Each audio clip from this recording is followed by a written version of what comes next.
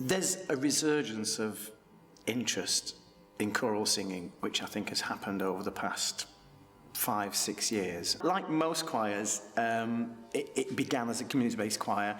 I think back in 1945, we've got records that say a little group wanted to get together and they hired chairs and they hired music to perform.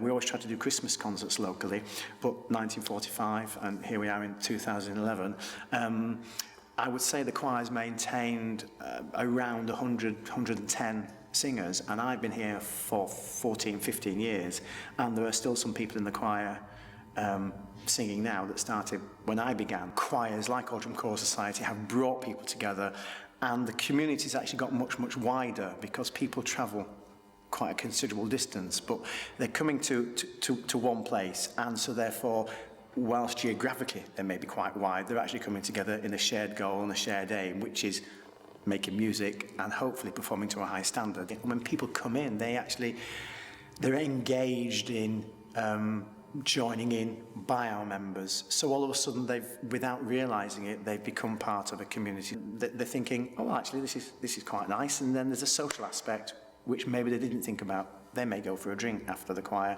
or they may meet up socially at other times other than rehearsal nights.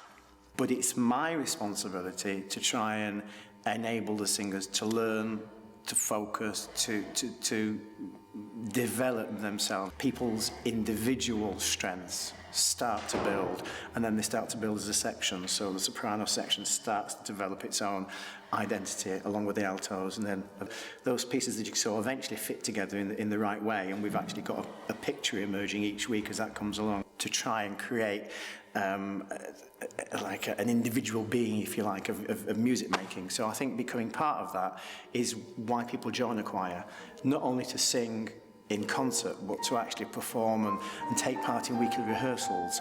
So there's certainly a sense of belonging and a sense of wanting to come back each time and do something that little bit better.